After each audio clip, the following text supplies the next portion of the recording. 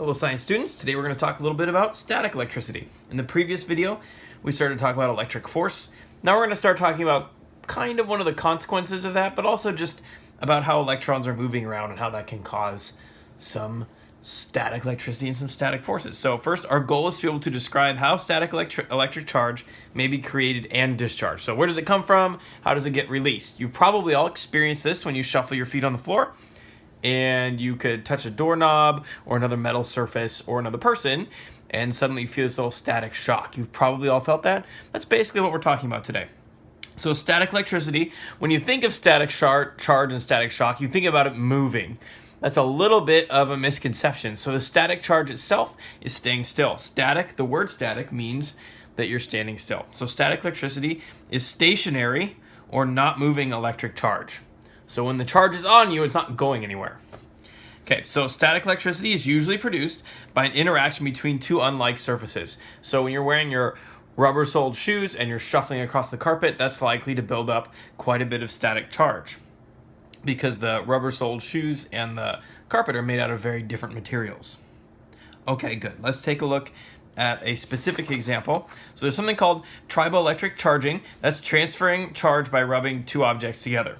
Typically, they need to be unlike objects. So we have this little chart here. So after two objects are triboelectrically charged next to each other, rabbit fur tends to become very positive. That's because it gives up electrons, releases them. Glass, pretty positive. Human hair, relatively positive. Not as much charge as the rabbit fur of the glass. Cotton, it's negative because it tends to take electrons a little bit. Rubber, a lot. PVC, even better. So if I were to take rabbit fur and triboelectrically charge a PVC pipe, by rubbing them together, we're going to get a really strong positive charge on the rabbit fur, really strong negative charge on the PVC. That's all that means. So if from this chart, if we wanted to sort of get the maximum charge, I'm going to select the rabbit fur and the PVC, because they're the strongest triboelectric charging ones. So if I want sort of the least amount, I'm actually going to pick two of the same ones. So rabbit fur and glass.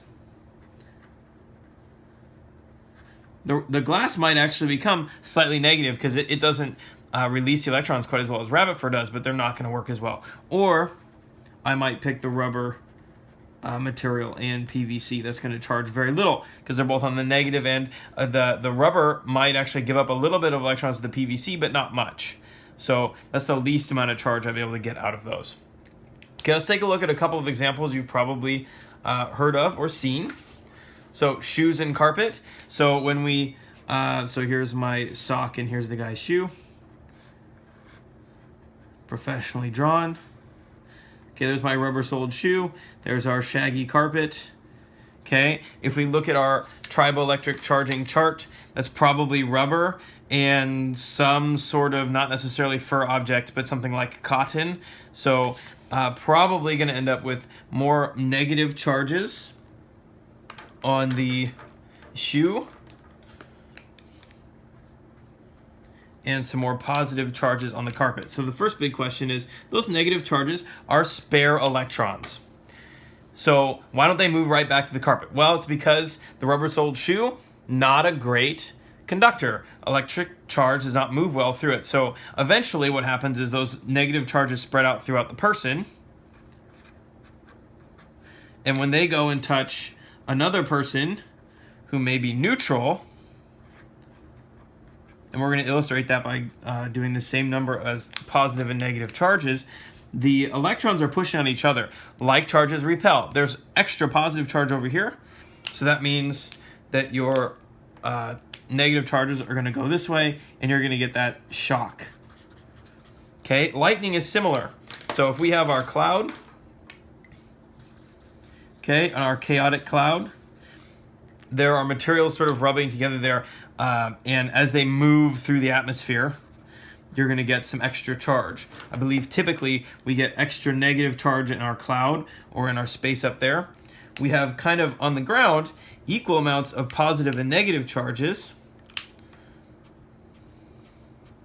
And one thing that's interesting is since there are positive charges up here, or sorry, negative charges up here, the negative charges tend to get pushed away, which means the positive charges are closer. Eventually, they become such a strong attraction that these electrons are pushing each other away. They're pushing so hard that they have to go somewhere, and they end up going down to the ground as lightning. So you end up with enough conductibility in the air that the electrons end up having to move, and that's where we get our big lightning strikes.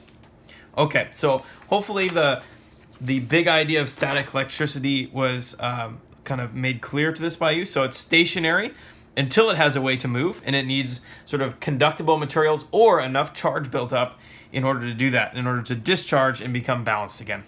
Thank you for listening.